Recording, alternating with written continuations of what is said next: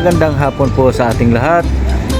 Meron na naman po tayong bagong putahe na matutunan. Bagong-bago nga po dahil ang pangunahing sangkap ay mula pa sa ibang bansa. Yes, sa ibang bansa nga po dahil ito'y galing sa Malaysia. Kung gusto nyong malaman, tara sabayan nyo ako. Sa hitsura pa lang, tingnan nyo, talagang matatakam kayo. Pero bago po ang lahat, huwag nyo pong kalimutan na pindutin yung mahalagang bagay dyan sa baba. At kung sino pong nakakakilala at nakatry ng gamitin ang sangkap na ito, maaari pong mag-comment dyan sa my comment section. Ayan o, tara, simulan na natin.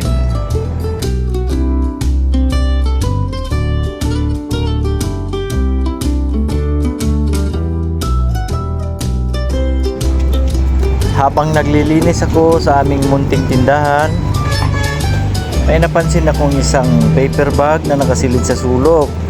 Kaya dali-dali ko itong nilabas upang matingnan. At nang nakita ko, naalala ko agad, ito pala yung mga hiningi ko sa aking kapatid sa Davao nung pumasyal ako sa kanila.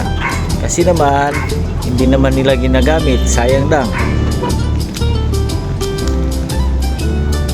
Mabuti hindi pa umabot sa expiration date. Kaya minabuti kong itry gamitin ang isa sa kanila at masubukan. Since wala akong isda, wala akong manok, ayan, nakita ko yung baka. Ang problema, wala akong karning baka. Ngunit may nakasulat sa likod na pwede rin naman daw ang karne ng baboy. At tamang-tamang may stock ako sa freezer. Since ribs ang kailangan, ayan, tinanggal ko lang yung mga ribs na nakadikit sa liempo at pinaghahati ko lang sa tamang laki.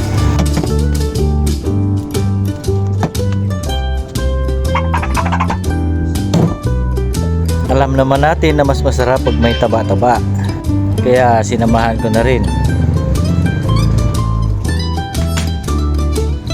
Hinugasan ko ang mga ito ng mabuti at nilagyan ng asin, nilamas-lamas, ayan, bago prituhin. Iprito lang natin hanggang mag golden brown. Kung napapansin nyo, bumubula ang mantika. Kasi used oil lang ang ginamit ko na pinagprituhan ng liempo kaninang umaga. Habang nagpiprito, sinabay ko na rin ang paghihiwa ng mga ricado. Since may natira pa akong patatas, gamitin ko na lang din.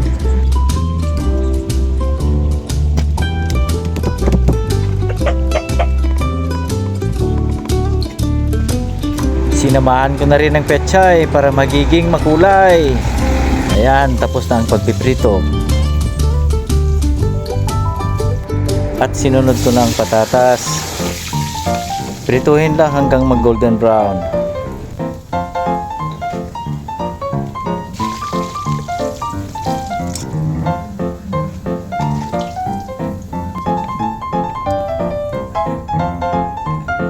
Ayan, tinanggal ko na ang pinagprituhan at papalitan ko na ng kawali na ating paggigisahan.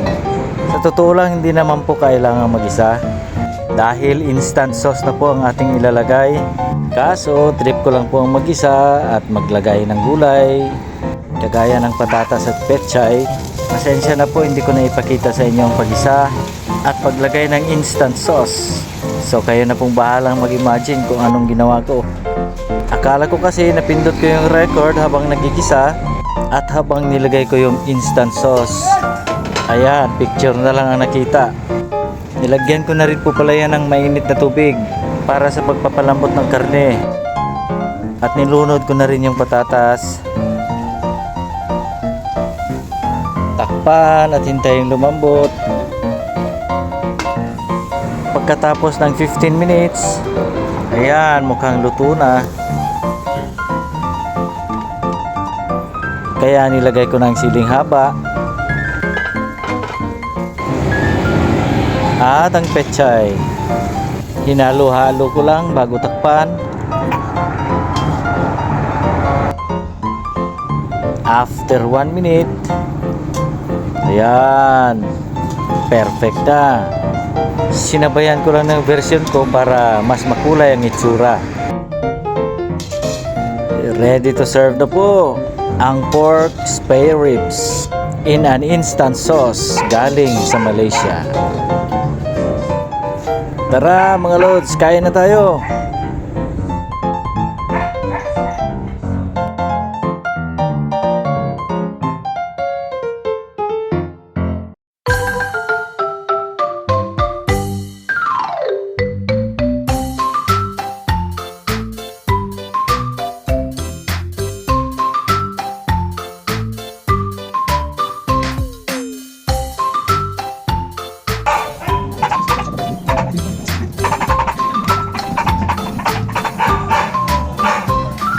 Hinubaran ko na nga rin dahil siguradong pagpapawisan ako sa anghang.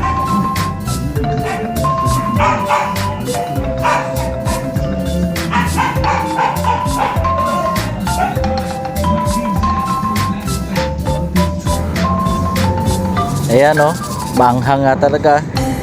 Pero mga lods, napakasarap. Hindi kayo magsisisi. Maraming salamat po sa panonood. Hanggang sa uulitin.